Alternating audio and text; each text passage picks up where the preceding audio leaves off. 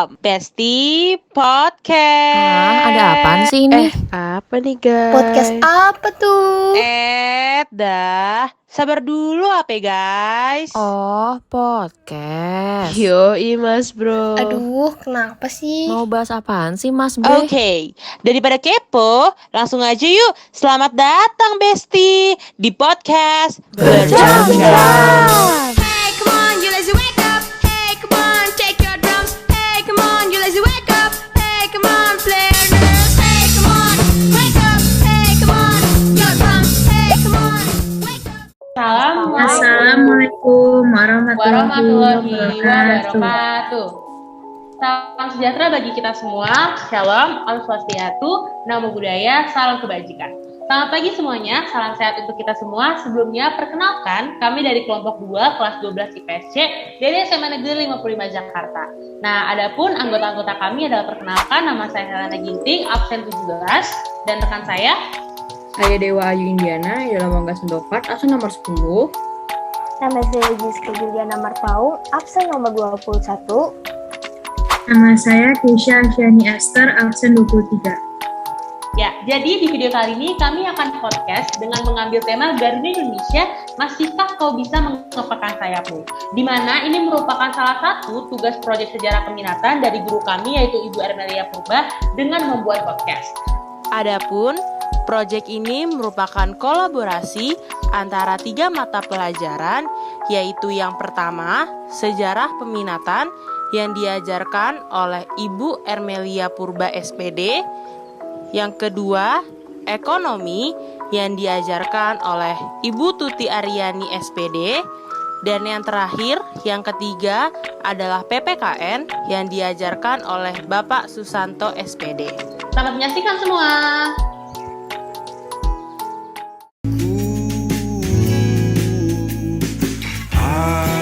Adakah yang lebih indah dari semua ini? Rumahmu ngildam cerita cinta yang megah, bermandi cahaya. Halo semuanya, hai Indi, hai Keisha, hai Jessica. Apa kabar semuanya? Baik dong. Kalau kalian gimana nih kabarnya? Di masa pandemi kayak gini kan harus tentunya jaga kesehatan gak sih? Benar-benar. Puji Tuhan sih sehat. Oke deh, sebelumnya aku ngucapin makasih banyak ya karena kalian sudah bersedia hadir meluangkan waktu. Kita semua meluangkan waktu untuk podcast di hari ini nih. Nah, di mana di podcast kali ini aku menarik tema yaitu terkait perusahaan Garuda Indonesia nih, terkait Garuda Indonesia. Tentunya kan udah tahu ya. Nah, aku menarik tema dengan judulnya Garuda Indonesia, masihkah kau bisa mengepakkan sayapmu? Wah, kira-kira apa tuh maksudnya ya? Masih bisa nggak tuh? Bisa nggak ya? Bisa nggak ya? Nanti kita lihat sih. Benar.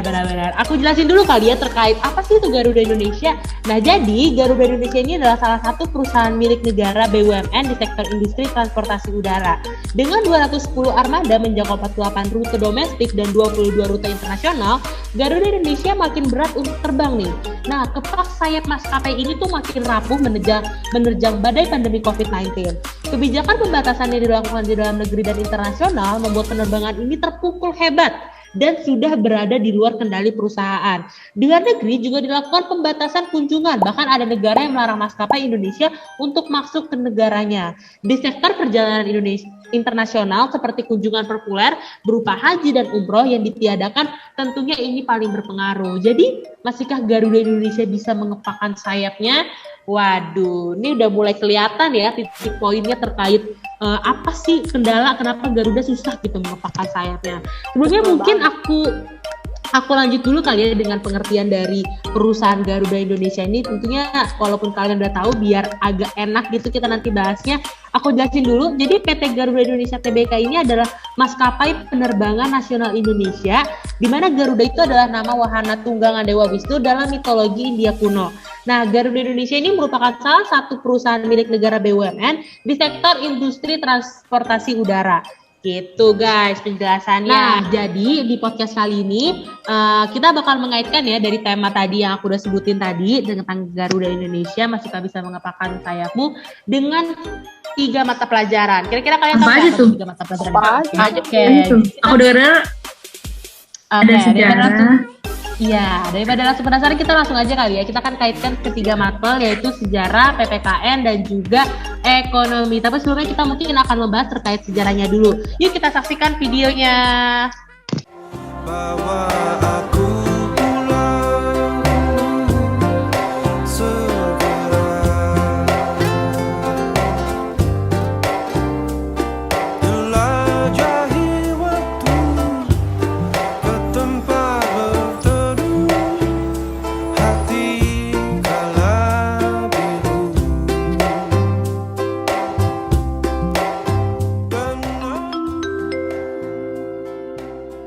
Nah, untuk mengawali podcast kita akan membahas sedikit mengenai sejarah Garuda Indonesia. Yuk saksikan bersama.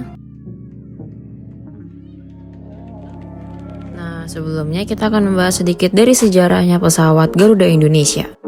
Jadi, Garuda Indonesia ini adalah penerbangan komersial pertama di Indonesia pastinya. Lalu penerbangan sipil Indonesia tercipta pertama kali atas inisiatif Angkatan Udara Republik Indonesia atau AURI dengan menyewakan pesawat yang dinamai Indonesia Airways kepada pemerintahan Burma pada 26 Januari 1949. Proyek Indonesia Airways ini berakhir setelah disepakatinya Konvensi Meja Bundar atau KMB pada tahun 1949.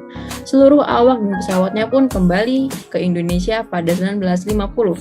Setibanya di Indonesia, semua pesawat dan fungsinya dikembalikan kepada AURI ke dalam formasi Dinas Angkatan Udara Militer.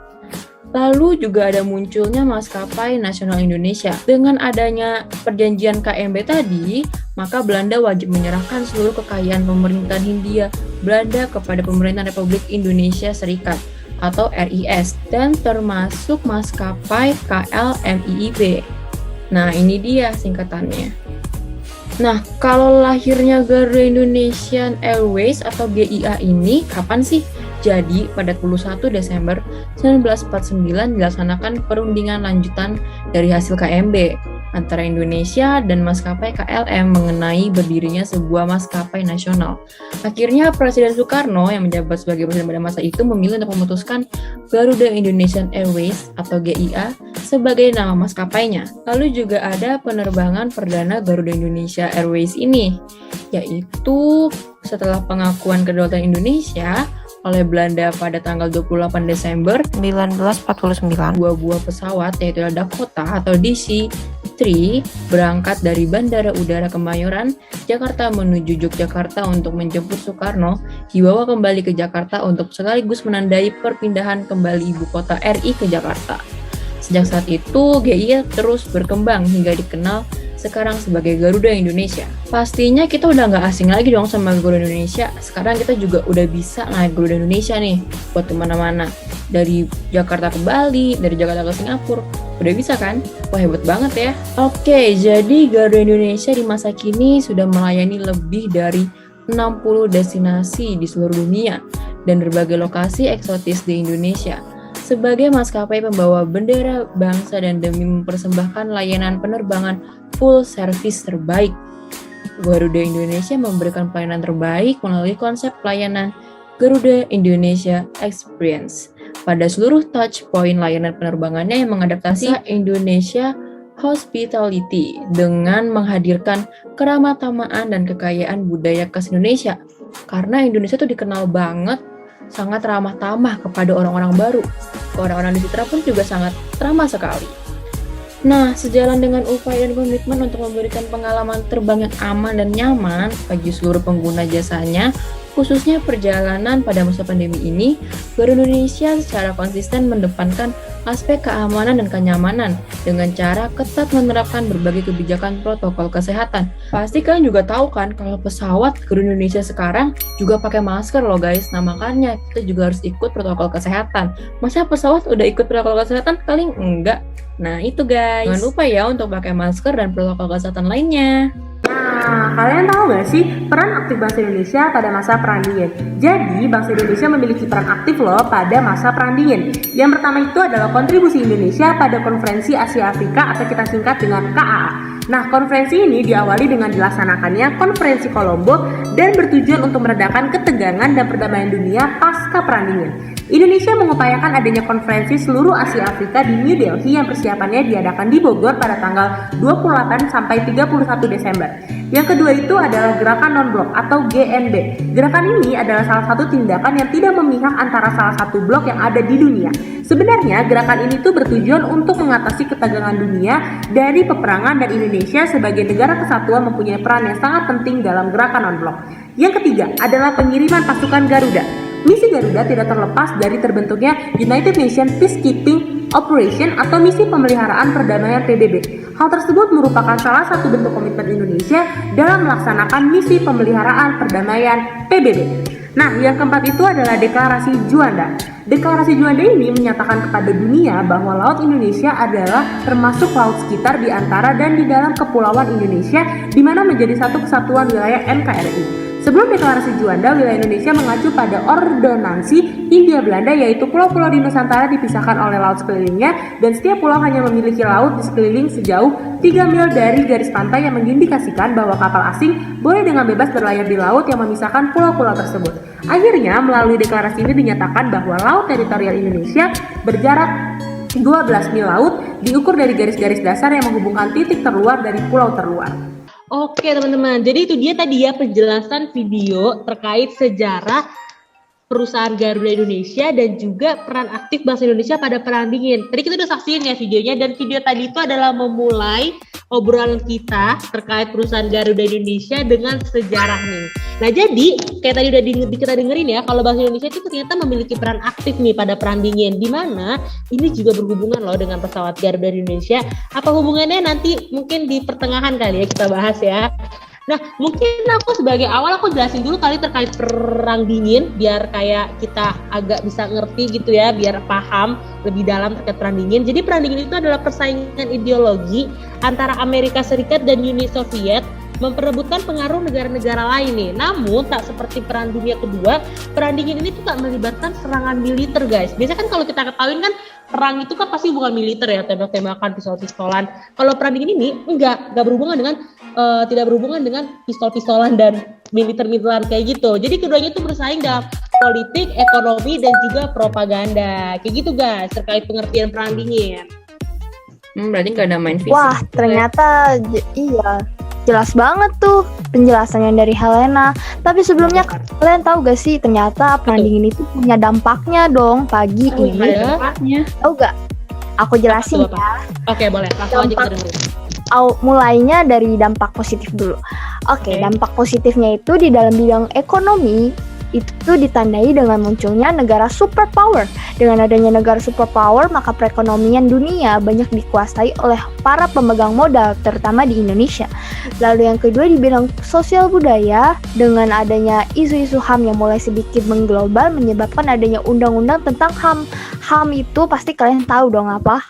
Hak asasi manusia. Nah, karena itu rakyat menyetujui peresmian HAM itu sendiri. Dengan adanya HAM, rakyat semakin percaya nih akan adanya demokrasi dan tidak ada lagi penindasan bagi kaum lemah. Lalu di bidang teknologi, pada masa Perang Dingin, sains dan teknologi yang terpaut dengan kegiatan militer mendapat sorotan yang lebih dari pemerintah. Pemerintah bersedia mengeluarkan dana yang besar demi kemampuan iptek di negara mereka, terkhususnya di Indonesia. Itu dia dampak positifnya.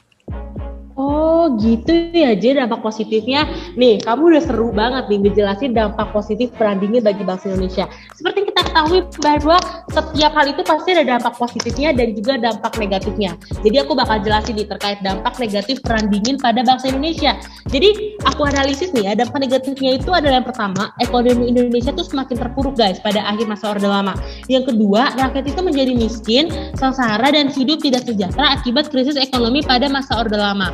Nah, aku juga mohon izin ya guys mau nganalisis dampaknya. Jadi pada intinya itu dampak positif negatifnya Perang Dingin terhadap Indonesia itu apa? Nah, jadi dampaknya itu adalah yang pertama, ekonomi Indonesia tuh kan tadi terpuruk ya. Nah, kemudian mulai bangkit nih pada Orde Baru. Lalu ditandai dengan naiknya devisa negara akibat harga minyak bumi melambung tinggi karena perang dingin. Lalu sistem politik dan ekonomi pada masa Orde Lama itu condong ke blok timur atau komunis, sedangkan pada Orde Baru itu condong ke blok barat atau liberalis. Nah, muncul dan berkembangnya paham baru seperti liberalisme, sosialisme, dan juga komunisme. Lalu ada juga penerapan demokrasi terpimpin pada tahun 1960, lalu ada juga pendirian poros Jakarta Hanoi Pyongyang. Nah, lalu ada juga munculnya reformasi hingga terakhir itu terjadinya krisis moneter karena ketergantungan Indonesia terhadap modal asing sangat tinggi dan terlalu bergantung kepada barang impor. Kayak gitu tuh guys, hasil analisis aku dari dampak-dampak perang dingin terhadap bangsa Indonesia. Gimana tuh menurut kalian? Wah. Jelas Jadi Ya jadi kan? ada dampak positif dan negatifnya nih ya. Iya, Nah, betul aku juga nggak mau banget kalah nih. nih. Aku juga nggak mau kalah. Oke, kenapa tuh? Ada juga nih dampak Kenapa? politiknya. Oh iya. Ada juga nih. Ada Iya. dampaknya juga ya. Jadi nggak cuma Ada dong. negatif, tapi perhubungan politik juga ada. Ada Kira-kira apa tuh, politiknya. Ki? Aku juga baru tahu nih. Aku ketemu di web nih ya. Jadi kan Oke. aku jelasin ulang sedikit. Tadi Helena udah jelasin kan secara singkat tuh perang dingin itu kan perang politik, ideologi, dan militer yang terjadi antara blok barat dan blok timur nih ya. Nah, Betul. kalau bagi Indonesia sendiri dampak positif itu dari adanya perang dingin ini apa aja? Yang pertama itu ada penerapan demokrasi terpimpin pada tahun 1960 dan pada saat itu pemerintah tuh mengarahkan pandangan politiknya ke negara yang berhaluan komunis. Nah, terus yang kedua itu pendirian poros Jakarta Hanoi Pyongyang Phnom Penh. Waduh, aku nggak tahu deh itu aku ngucapinnya bener atau enggak. Tapi kita lanjut aja ya. Ya itu. Jadi poros itu tuh terbentuk akibat kedekatan Indonesia dengan negara blok timur. Nah, terus yang ketiga ada lagi kebijakan ekonomi Indonesia itu cenderung terlihat mengarah pada kolonialisme dan imperialisme. Terus ada lagi perubahan arah politik Indonesia yang terjadi pada tahun 1965 sebagai dampak dari gerakan 30 SPKI yang dianggap didalangi oleh PKI. Terus juga ada lagi berawal dari terjadinya krisis minyak dunia yang memberikan dampak positif bagi bangsa Indonesia. Hal ini menyebabkan perkembangan modal asing dalam negeri ini. Gitu deh kurang lebih dampak politiknya. Oke, banyak ya dampak politiknya ya, Ja ya. Iya. Benar. Jadi Kata memang perang banyak dingin juga. itu sebuah peristiwa yang cukup berdampak bagi Indonesia pada masa lalu ya. Kira-kira ada yang mau nambahin nggak nih? Selain politik ada apa lagi sih Kalau dampaknya? tadi Apa tuh, Jessica udah bahas dampak positif, Helena dampak Benar. negatif. Yaitu Benar. dampak dari politik. Politik. Oke, kalau sekarang kita akan membahas tentang dampak ekonomi. Tahu nggak kalian? Oh, aku nggak tahu sih. Aku pikir cuma positif negatifnya aja. Karena tuh biasanya suka dibahas kan emang dampak positif dan negatifnya aja kan, nggak per poin-poin gitu. Iya, betul. Jadi Coba nih, kita jelasin akan nih. bahas sedikit tentang keekonomian dampaknya. Oke, dampak Oke. perang dingin ini sangat dirasakan oleh seluruh negara di dunia. Nah, di sistem ekonomi liberal dan kapitalis menyebar ke seluruh penjuru dunia dan diterapkan oleh negara-negara berkembang di kawasan Eropa Barat, Asia, Afrika, dan Amerika. Ada juga nih sistem ekonomi sosialis atau komunis, juga diterapkan oleh negara-negara yang beraliansi dengan blok timur. Tahu nggak sih Amerika memiliki 3 program utama terkait dengan pinjaman dan bantuan ekonomi pada masa perang dingin, yaitu adalah Mutual Security Act, lalu yang kedua ada the 4-Point Program for the Economic Development in Asia, lalu yang ketiga ada Marshall Plan. Lalu di bawah pemerintahan Orde Baru, Indonesia juga menjadi salah satunya loh guys. Setelah demi bertahap dan keluar dari keterpurukan ekonomi, juga ada bantuan-bantuan dari negara barat. Bantuan yang didapat digunakan untuk memperbaiki ekonomi dan melakukan pembangunan dalam bentuk Rapelita, yaitu adalah rencana pembangunan 5 tahun. Kalian tahulah itu ya guys. Negara-negara memberi bantuan dana itu tergabung dalam sebuah konsorsium yang dinamakan dengan IGGI. Ingat tuh guys, artinya adalah Intergovernment Group in Indonesia, yang beranggotakan Amerika Serikat, Kanada, Australia, Selandia Baru, Jepang, Inggris, dan sejumlah negara Eropa Barat. Gitu guys. Gitu ya, jadi emang banyak banget ya dampaknya ya. Tadi udah disebutin dampak ekonominya, ternyata banyak juga nih. Nah, tapi guys, tadi kan kita udah bahas nih ya dampak-dampaknya segala macam lah dari perang dingin bagi negara Indonesia ya. Nah, coba aku mau bahas topik lainnya. Aku bahas, Apa tuh? kalian tuh tahu nggak sih? Jadi ternyata pesawat Garuda Indonesia ini tuh pernah terbang ke luar negeri demi rapat negara atau kayak demi kepentingan negara gitulah. Oh iya, pada tahun 2000. Pada tahun 1900 awal-awal ya. Pada dulu banget. Iya. Oh iya, aku pikir Garuda Indonesia tuh benar-benar mulai berkembang beroperasi tuh pada tahun 2000-an saat kondisi Indonesia tuh udah mulai agak stabil. Iya, Kita udah sempet dari dulu udah juga. ada.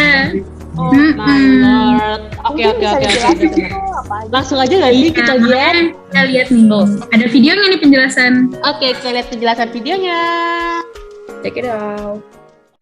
Nah, oke teman-teman. Jadi kalian tahu nggak sih kalau pesawat Garuda Indonesia itu pernah terbang secara internasional demi rapat negara atau kepentingan negara.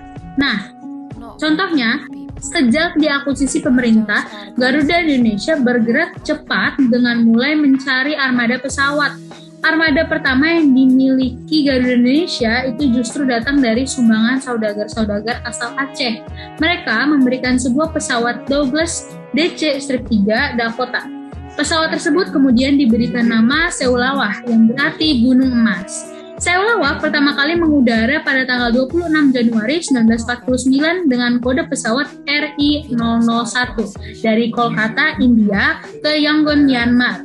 Pada tanggal 26 itu kemudian ditetapkan menjadi hari jadi Garuda Indonesia. Nah, begitu dia teman-teman. Nah, ternyata ada loh kaitan perang dingin dengan Indonesia, yaitu kaitan perang dingin dengan Indonesia lewat peran-peran Indonesia di dalam perang dingin.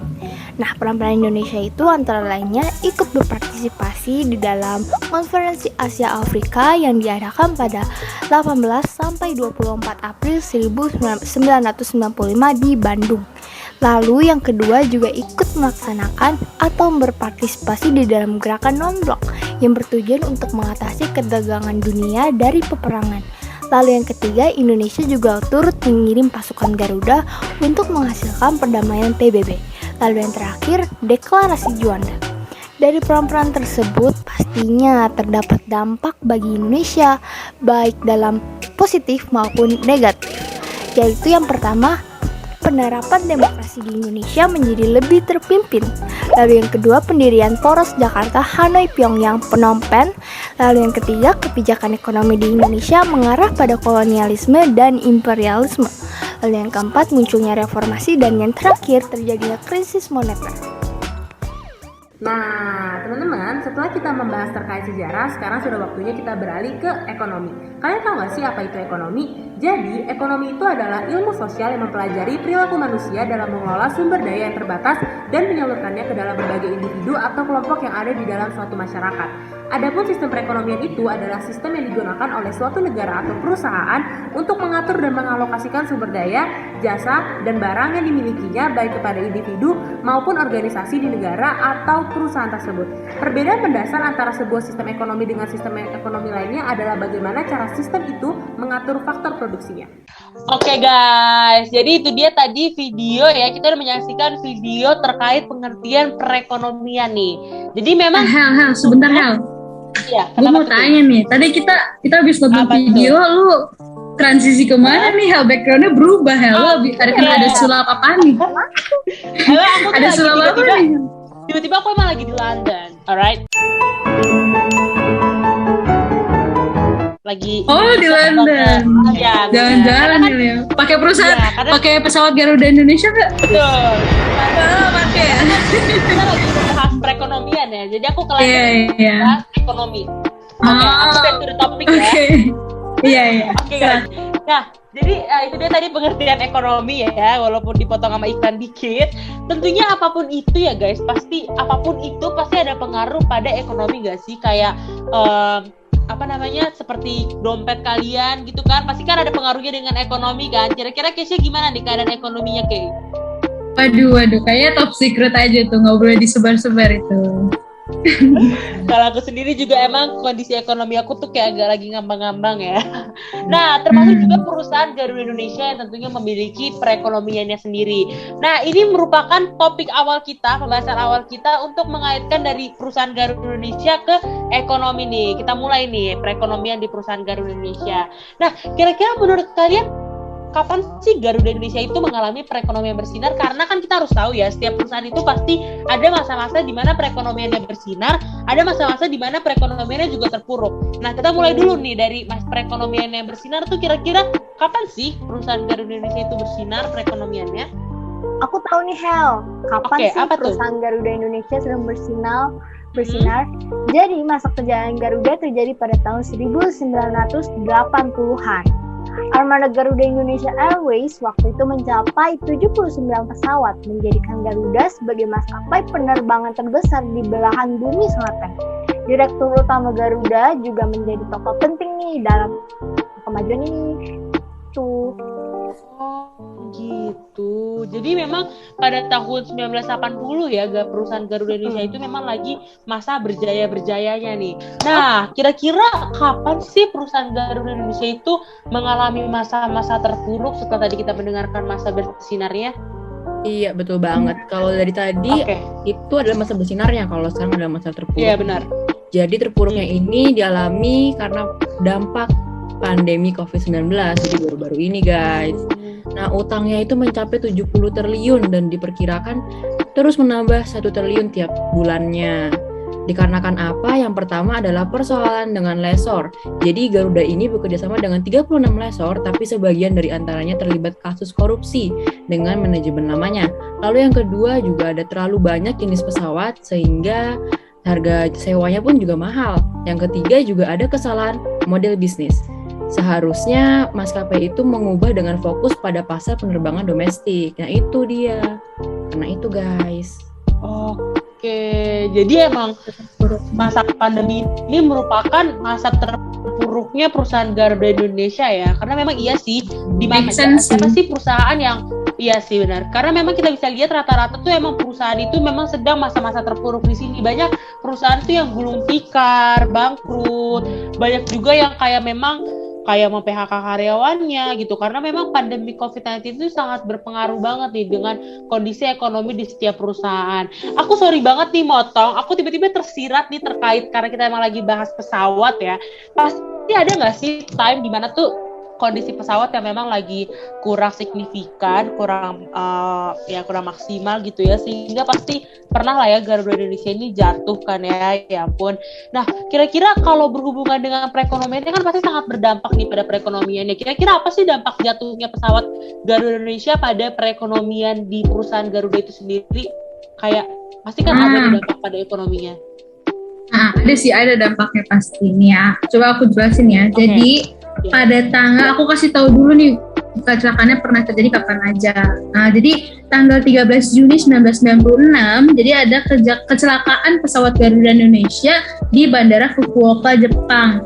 Nah, itu dari 261 penumpang, terus sebagian besarnya, yang sebagian besar warga negara Jepang itu ada 3 orang yang dilaporkan tewas. Terus juga lagi tanggal 7 Maret 2007, pesawat Garuda Indonesia itu kecelakaan di bandara ada di Yogyakarta, dan itu menyebabkan 21 penumpang meninggal dunia. Nah, kecelakaan-kecelakaan kayak gitu tuh pasti ada efeknya kan ke perekonomiannya. Jadi waktu itu contohnya misalnya kayak perusahaannya itu mereka kayak menyediakan dana ekstra gitu, dana khusus untuk pengecekan pesawat karena kecelakaan itu. Jadi tentunya itu efek banget gak sih, kayak menyiapkan dana lebih buat pengecekan pesawat demi keselamatan itu. Emang harus sih, cuman ya itulah efek ke perekonomiannya gitu. Biar terjaga ya. Tentunya kayak perusahaan Garuda Indonesia juga mengalami Iya benar. Dan tentunya perusahaan Garuda Indonesia juga mengalami kerugian gak sih? Karena kan mereka juga pasti harus ganti rugikan kepada pihak-pihak yang pihak-pihak korbannya gitu kan, sama hal-hal yang memang dirugikan karena jatuhnya pesawat Garuda Indonesia ini. Oke, sorry banget juga pesawat. Pesawat itu juga kalau jatuh rusak itu kan gantinya mahal juga. Pesawat tuh mahal loh guys. Benar, itu pasti dari situ juga sih efeknya. Kayak satu unit pesawat kayak terhilang gitu ya karena. Iya. Oke. Lalu kira-kira sorry banget ya kalau tadi aku motong ya, benar-benar kayak motong karena emang tiba-tiba terpikirkan di aku gitu loh. Oke deh, jadi apa tuh? Tapi ternyata banyak juga ya kasus jatuhnya pesawat Garuda Indonesia, baik dalam negeri maupun luar negeri. Iya, Tapi benar. kalian penasaran nggak sih dampak COVID-19 bagi perekonomian perusahaan maskapai Garuda Indonesia? Nah, untuk itu Penasaran dong. simak video satu ini ya. Oke, selamat Kita lihat menyaksikan. Kita lihat dulu nih. Selanjutnya aku akan bahas dampak COVID-19 pada perekonomian perusahaan maskapai Garuda Indonesia. Maskapai penerbangan PT Garuda Indonesia saat ini tampaknya sangat terpukul dengan adanya pandemi COVID-19. Mulai dari adanya COVID-19, penerapan PSBB, hingga keadaan new normal, membuat perseroan mengalami penurunan kapasitas penumpang. Nah, sekitar 5.000 orang lebih, 5.000 karyawan lebih mengalami dampaknya, seperti PHK, pemotongan gaji, dan lain-lainnya. Oleh karena itu, saat ini Garuda Indonesia telah menyiapkan beragam strategi guna mempertahankan dan meningkatkan kinerja keuangan perseroan di kondisi buruk yang terjadi pada saat ini. Perusahaan juga telah melakukan upaya optimalisasi operasional guna menyelaraskan supply dengan market demand melalui beberapa langkah inisiatif. Perusahaan juga mengontrol semua aspek di Garuda Indonesia, misalnya aspek keuangan dan juga aspek operasional. Wah, jadi dari video tadi tuh emang udah jelas banget ya.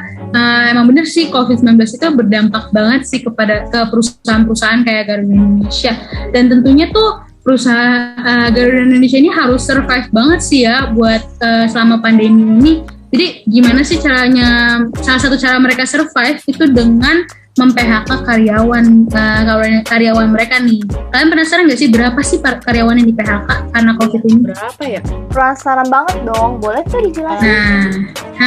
Jadi nih ya, sebanyak 2.000 karyawan sudah di-PHK pada tahun 2020 nih. Jadi Sekbernya ini terdiri dari Serikat Karyawan Garuda atau Sekarga, Asosiasi Pilot Garuda atau APG, dan Ikatan Awak Kabin Garuda Indonesia atau IKAGI. Nah, berdasarkan surat tertanggal 12 Juli 2021, Gabungan Serikat Karyawan Garuda Indonesia ini mengungkapkan bahwa kondisi flag carrier Garuda Indonesia itu sudah berada di ambang kebangkrutan nih akibat dari pandemi COVID-19, di mana kondisi ini emang berpengaruh terhadap kegiatan operasional. Jadi makanya banyak yang di PHK, itu sampai 2.000 orang di PHK. Benar-benar. Begitu deh kurang lebih.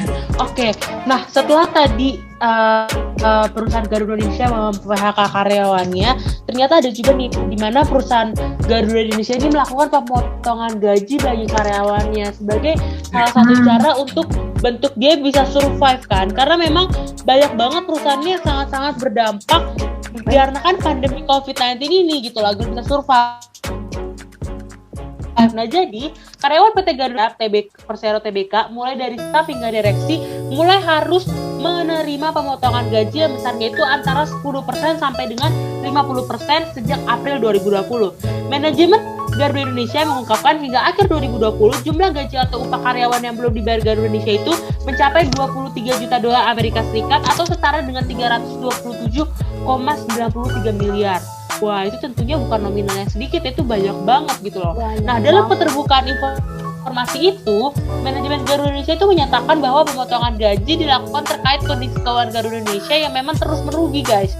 Terlihat juga mereka terlilit utang hingga 70 triliun gitu. Jadi akibatnya sejak April 2020 hingga November 2020, perusahaan Garuda Indonesia itu telah melakukan penundaan pembayaran penghasilan dengan besaran seperti direksi, komisaris itu dipotong 50%, vice president, kapten, first officer, dan juga flight service manager itu sampai 30%, senior manager 25%, flight attendant, expert, dan manager itu sampai 20%, terus supervisor 15%, staff sampai 10%. Jadi memang Garuda Indonesia itu sedang mengalami krisis keuangan lah, bahkan memiliki utang hingga 70 triliun. Nah, akibat krisis keuangan tersebut, manajemen menawarkan program pensiun dini kepada karyawan dan memangkas operasional armada demi mengatasi krisis keuangan yang memang sedang dihadapi oleh perusahaan ini, guys. Kayak gitu sih, guys. Memang sedih banget sih ini COVID-19 itu. Benar, memang COVID-19 itu sangat berdampak lah bagi perekonomian di perusahaan Garuda Indonesia, yang walaupun perusahaan Garuda itu memang notabene itu perusahaan branded ya di Indonesia, perusahaan apaan kan itu kan? Ternama banget. Benar. Nah, sekarang kita akan membahas berapa besar sih pemasukan dan pengeluaran secara menyeluruh dari perusahaan Garuda Indonesia. Jadi di sini akan mengambil example atau contoh dari 2019 sampai 2020. Oke, jadi maskapai penerbangan plat merah ini atau PT Garuda Indonesia Persero ini mengalami kemerosotan pendapatan pada kuartil 1 2020 hingga 33% mencapai US dollar 736,7 juta setara dengan 11 triliun rupiah akibat dari COVID-19 ini. Vice President Corporate Secretary Garuda Indonesia Mitra Piranti mengatakan jika dibandingkan dengan periode kuartil 1 2019 secara umum mendapatkan operasional perseroan dengan kuartil 1 2020 mengalami penurunan yang kurang lebih sebesar 33%. Nah, merosotnya pendapatan penumpang ini terjadi pada periode Januari sampai Maret 2020, terutama lantaran turunnya jumlah penumpang diangkut cukup banyak dan harga tiketnya juga melorot dari periode yang sama pada tahun sebelumnya. Dikarenakan apa sih? Tentunya karena COVID-19 ini.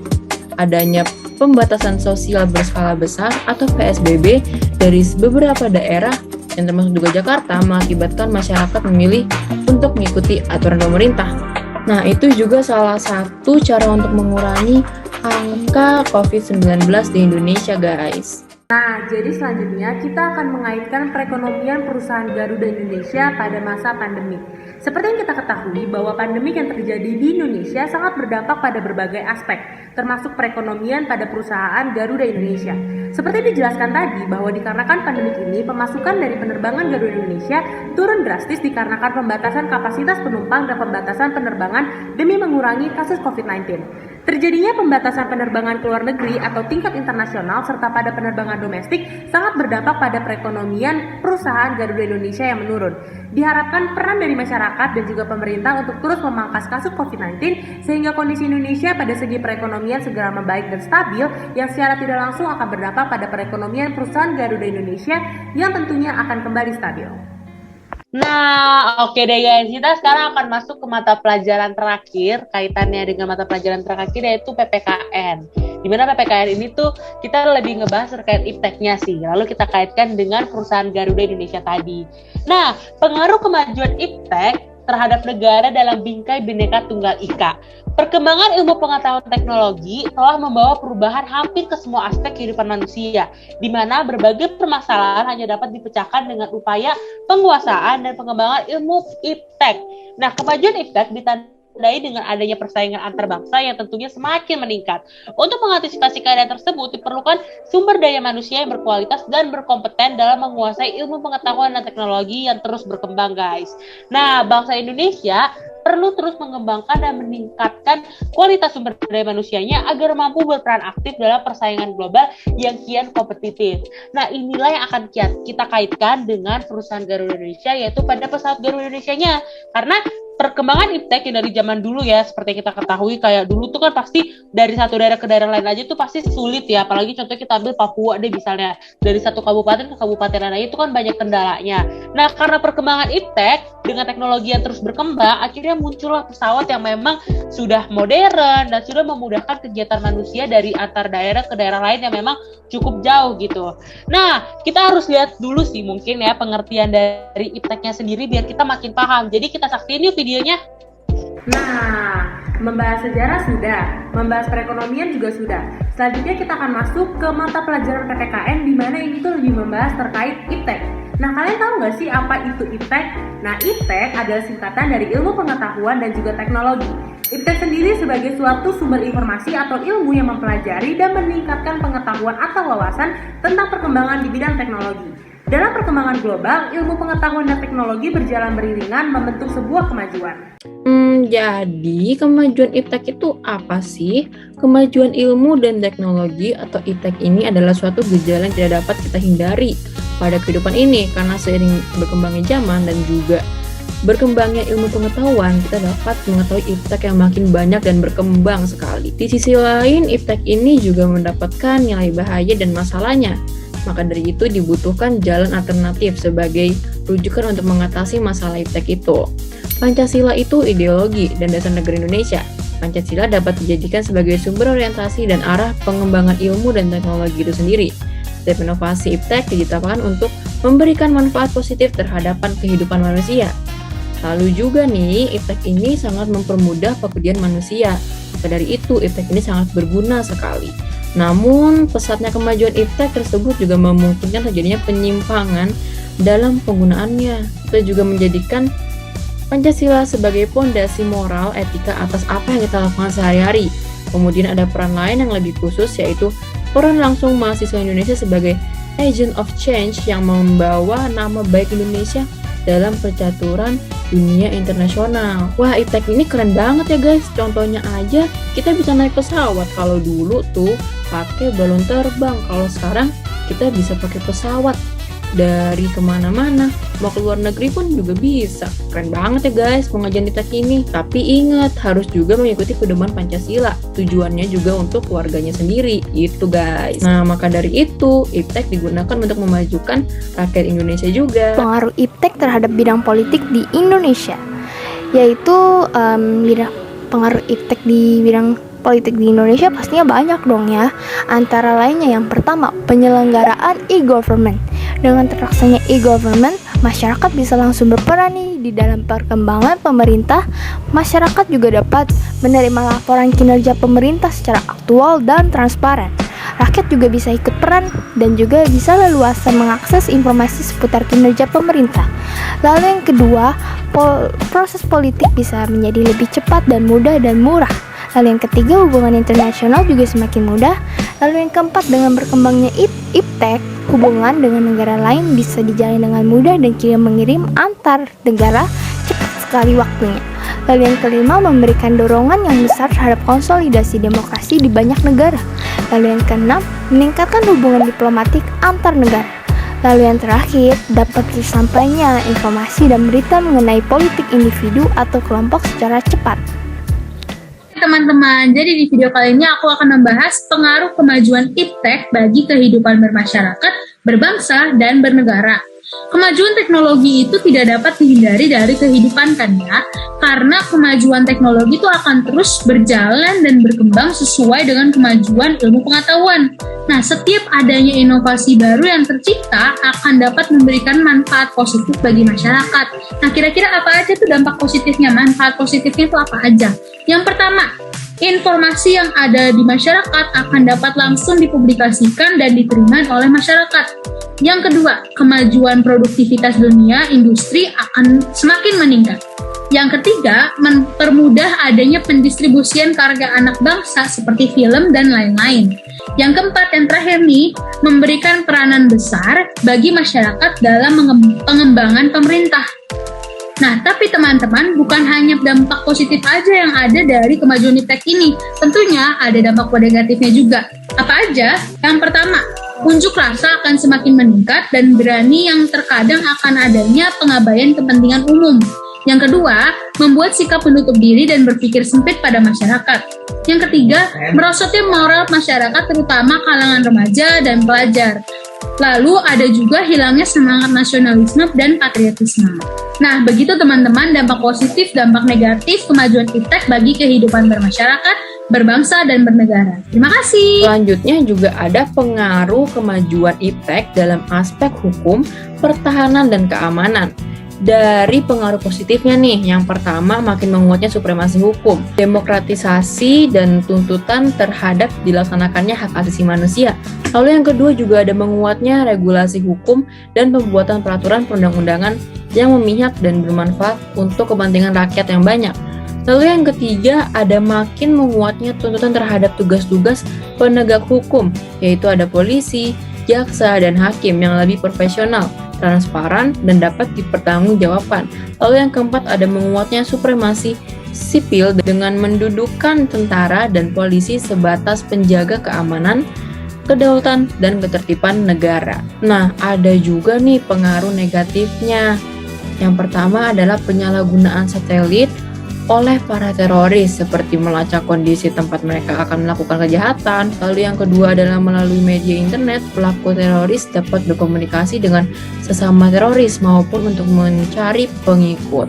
Lalu yang ketiga ada kemajuan teknologi senjata permusnahan massal atau Weapon of Mass Destruction atau WMND merupakan senjata nuklir dan senjata biologi.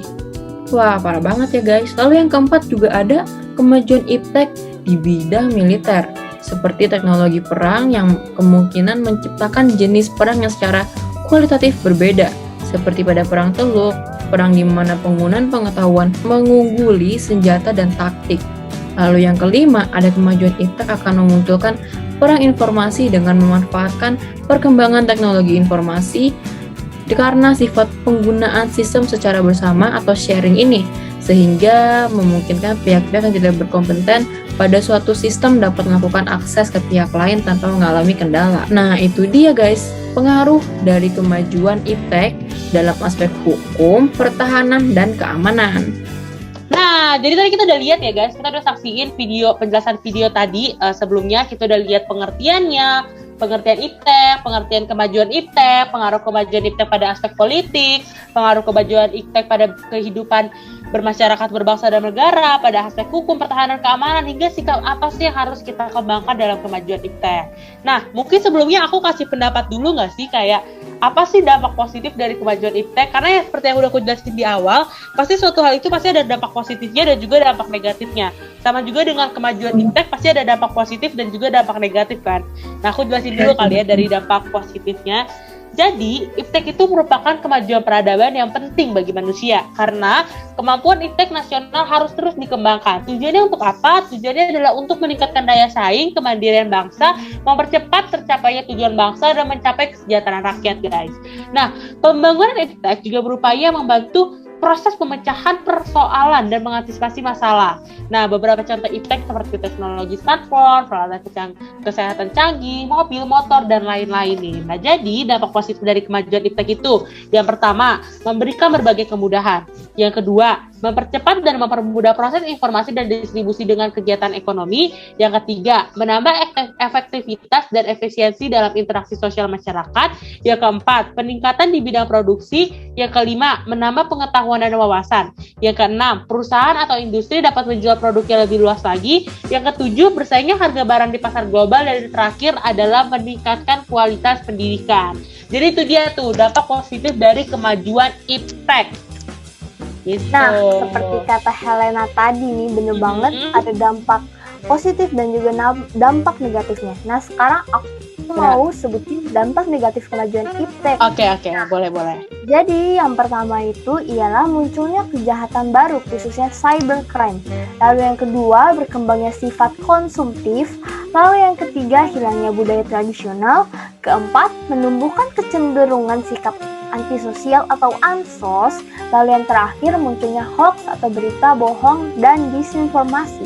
Pastinya dari semua itu, baik dalam positif maupun negatif, udah pernah dong terjadi di dalam kehidupan kita sehari-hari. Nah, maka dari itu, ini dampaknya penting banget. Nah, kalian tahu nggak sih guys, pengaruh dari kemajuan iptek ini, tapi di transportasi udara, itu adalah pesawat. Jadi tuh dulu, pada zaman dulu, kita menggunakan balon udara, namun sayangnya tidak digunakan karena mempunyai kapasitas yang sangat sedikit dan juga sangat berbahaya. Pada zaman itu mereka belum mengetahui tentang iklim dan cuaca, jadi masih minim banget guys. Tapi sekarang karena udah ada iptek nih, jadi jenis alat angkutan udara udah makin banyak. Contohnya ada helikopter, pesawat tempur, juga pesawat penumpang, yaitu kayak Garuda Indonesia ini. Bahkan kita sebagai manusia juga bisa menjajah luar angkasa loh guys, dengan menggunakan pesawat luar angkasa. Nah, perkembangan teknologi penerbangan Indonesia juga ada. Namanya itu si Kumbang, artinya nih pesawat kursi tunggal. Nah, perkembangan teknologi penerbangan Indonesia semakin pesat dengan diresmikannya Industri Pesawat Terbang Nusantara atau IPTN. Itu guys. Gitu. Jadi emang karena iptek yang semakin maju, tentunya kayak teknologi dan barang-barang hasilnya itu jadi makin berkembang ya, kayak dari balon udara hingga seiring berjalannya waktu akhirnya jadi pesawat yang memang lebih safety ya, termasuk pesawat Garuda Indonesia. Oke deh, aku back to the topic lagi, aku masuk ke masa pandemi kali ya. karena seperti yang kita ketahui ya guys, kalau misalnya pandemik itu tuh banyak banget efek dan dampaknya, termasuk kebijakan-kebijakan yang diberikan atau yang dibuat oleh pemerintah untuk pandemi ini. Jadi kira-kira ada nggak sih kebijakan operasional pada penerbangan pesawat Garuda Indonesia di masa pandemi ini? Pastinya ada Kebijakan operasionalnya gitu. Aku sebutin ya. Aduh, apa tuh kira-kira? Aku jelaskan. Boleh. Dengan pandemi dan adanya PPKM, pihak Garuda Indonesia mulai menerapkan kebijakan pembatasan, baik dalam pembatasan penumpang, pembatasan penerbangan, dan lain-lainnya. Kebijakan pembatasan ini dilakukan baik dalam negeri maupun internasional. Pastinya penerbangan Garuda terpukul hebat oleh karena ini. Di luar negeri, beberapa negara juga melakukan pembatasan kunjungan loh. Tapi di sisi lain, Garuda juga memaksimalkan layanan kargo. Meski jumlahnya secara tahun turun-temurun, namun tingkat keterisian sekali terbang meningkat drastis. Jadi gitu ya J, karena lagi pandemi juga, jadi harus juga terbatas ya J untuk keluar negeri gitu. Oke, Iya, kalau tadi kan Jessica udah jelasin kebijakan operasional jadi penerbangan pesawat pada masa pandemi. Nah, gimana sih pembangunan bandara di penerbangan di wilayah Indonesia? Apakah banyak apa dikit tuh? Tahu nggak, Keisha? Nah, jadi tahu dong. Jadi gini nih, berdasarkan data dari Direktorat Jenderal Perhubungan Udara Kementerian Perhubungan Republik Indonesia nih ya, dari data tahun 2017 sih. Jadi pada saat itu jumlah total bandara di Indonesia itu sekitar 296 bandara yang ada di Indonesia, dan dari jumlah tersebut nih ternyata ada 27 bandara yang berstatus internasional, dan itu juga tersebar di seluruh wilayah Indonesia. Contohnya nih ya, misalnya beberapa bandara aku sebutin ya, misalnya Bandara Soekarno-Hatta di Tangerang, terus ada Bandara Internasional Ngurah Rai di Denpasar, Bandara Juanda di Surabaya, dan juga Bandara Sultan Hasanuddin di Makassar, begitu juga masih ada banyak lagi nih ya. Emang mudah banget tersebar banget kita ke wilayah lainnya gitu ya. Iya, masa kita mau ke luar negeri lewat bandara harus ke satu tempat doang ya? Enggak dong, pasti emang harus tersebar gitu, emang mempermudah. Lebih persingkat waktu juga ya. Iya, nah jadi tuh dari sekian banyak yang kita udah bahas nih ya, kita lihat yuk kesimpulan materi PPKN ini apa aja ya, kita lihat kesimpulannya. Yuk kita lihat. Nah, jadi kesimpulannya teman-teman, dikarenakan kemajuan iptek dan perkembangan teknologi yang terus berkembang, membuat lahirnya pesawat Garuda Indonesia. Hal ini secara tidak langsung merupakan bingkai Bhinneka Tunggal Ika, yang artinya bahwa Bhinneka Tunggal Ika adalah meskipun berbeda-beda, tetapi pada hakikatnya bangsa Indonesia tetap satu kesatuan. Indonesia yang punya banyak keragaman tentunya perlu wadah untuk menyatukan perbedaan, seperti pesawat Garuda Indonesia yang menghubungkan masyarakat Indonesia dari Sabang sampai Merauke, di mana menjadi moda transportasi udara. Selain itu, seluruh karyawan pada perusahaan Garuda Indonesia tentunya merupakan masyarakat Indonesia dari berbagai wilayah Indonesia, berasal dari beragam suku, ras, dan juga dari provinsi yang berbeda tentunya. Ini merupakan salah satu bentuk Bhinneka Tunggal Ika, di mana karyawannya juga berasal dari daerah yang berbeda, namun tetap satu kesatuan untuk kemajuan perusahaan Garuda Indonesia. Selain itu, penumpang di Garuda Indonesia juga tentunya masyarakat Indonesia yang berasal dari berbagai wilayah, di mana mereka menyatukan di dalam penerbangan Garuda Indonesia.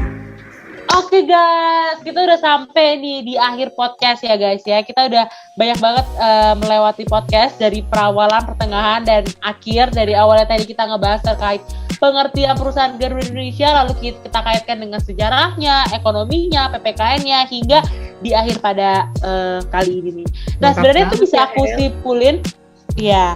Jadi sebenarnya itu bisa aku simpulin bahwa memang kondisi perusahaan Garuda Indonesia ini memang sedang terpuruk itu karena pandemi COVID-19 ini guys. Karena memang COVID-19 ini sangat berdampak di segala macam aspek, khususnya memang pada perusahaan-perusahaan gitu. Walaupun Garuda Indonesia ini termasuk perusahaan ternama yang brand gitu ya di Indonesia, tapi tetap aja dia juga ikut berdampak, perekonomiannya itu menurun gitu. Nah, kalau kalian masih nggak tahu apa itu COVID-19, jadi COVID-19 itu, atau biasa kita sebut dengan virus corona, itu adalah virus yang memang menyerang sistem pernapasan, dan banyak juga korban jiwanya guys. Nah, penyakit karena virus infeksi virus ini itu biasanya menyebabkan gangguan ringan pada sistem pernafasan, infeksi paru-paru yang berat memang, dan hingga juga sampai dengan kematian. Nah, karena hal ini ya, pandemi yang memang sedang melanda dunia dan juga Indonesia khususnya, ini yang menyebabkan memang kondisi perusahaan Garuda Indonesia ini memang lagi sulit untuk mengepakkan sayapnya. Namun tadi kita udah lihat ya guys, kalau misalnya walaupun memang sulit untuk mengepakkan sayapnya, tapi perusahaan Garuda Indonesia tetap berusaha survive dengan memberikan berbagai macam solusi. Nah, kira-kira kalian penasaran gak sih dengan kondisi pandemik di Indonesia di berbagai aspek? Daripada penasaran nih, kita saksikan videonya yuk, kondisi pandemik di Indonesia bagaimana sih? Let's go. Teman-teman, kita ini kan sekarang lagi di masa pandemi ya. Kira-kira kalian tahu nggak sih apa itu virus corona atau COVID-19? Jadi, virus corona atau Severe Acute Respiratory Syndrome Coronavirus atau kita singkat biasanya dengan SARS-CoV-2 atau virus yang menyerang sistem pernafasan ini. Nah, penyakit karena infeksi virus ini kita sebut dengan COVID-19. Nah, virus COVID-19 ini bisa menyebabkan gangguan ringan pada sistem pernafasan, infeksi paru-paru yang berat, hingga kematian. Nah, tentunya kondisi pandemik di Indonesia ini akan berdampak di berbagai aspek seperti ekonomi, sosial, budaya, dan lain-lain. Kita akan membahas terkait faktor ekonominya dulu nih, dampaknya di bidang ekonomi. Jadi, pemerintah mewajibkan kita agar tidak berkerumunan di tempat umum tentunya. Oleh karena itu, segala aktivitas masyarakat dianjurkan dilakukan di rumah agar virus tidak menyebar secara luas. Banyak pedagang sepi pengunjung karena pembelinya tidak banyak yang pergi ke pasar. Orang-orang bertransaksi melalui media online, sehingga dampak-dampak pada bidang ekonomi yang pertama adalah melemahnya konsumsi rumah tangga atau melemahnya daya beli. Yang kedua adalah pandemi COVID-19 ini menimbulkan adanya ketidakpastian kapan akan berakhir, sehingga di bidang investasi juga ikut melemah dan berimplikasi terhadap berhentinya sebuah usaha. Yang terakhir adalah pelemahan ekonomi sehingga menyebabkan harga komoditas turun. Selanjutnya, pada bidang pendidikan. Dampak negatif COVID-19 terhadap pendidikan yaitu adalah mengharuskan pemerintah mengambil keputusan mendadak dengan cara meliburkan atau menggantikan sistem pembelajaran yang awalnya di sekolah menjadi di rumah. Peralihan cara pembelajaran ini tentunya memaksa berbagai pihak untuk mengikuti keputusan yang ditetapkan oleh pemerintah.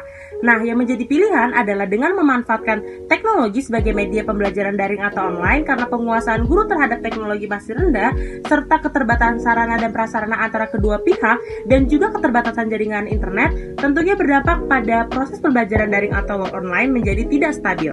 Sedangkan dampak positif COVID-19 terhadap pendidikan adalah menambah peran orang tua dalam proses kegiatan belajar anak-anaknya, serta pengetahuan teknologi terhadap guru maupun siswa menjadi bertambah. Selain itu, ini juga meningkatkan kualitas pendidikan dengan kemajuan teknologi di sekolah maupun di perguruan tinggi, dan juga pemerintah harus lebih peka terhadap pendidikan yang saat ini menggunakan sistem online.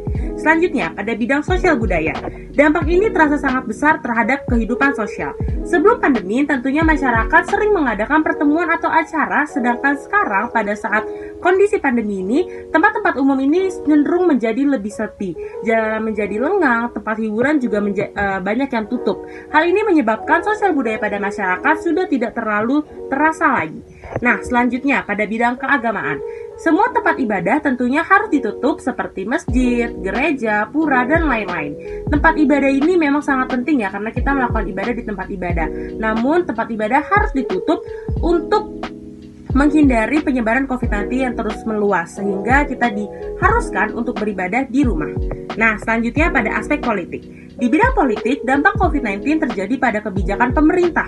Pemerintah harus membuat kebijakan yang sesuai dengan kondisi pandemi, sehingga keseimbangan politik harus tetap dijaga agar tidak terjadi kesalahan dalam mengatur kehidupan negara. Lalu yang terakhir itu adalah pada pribadi, pada diri kita sendiri.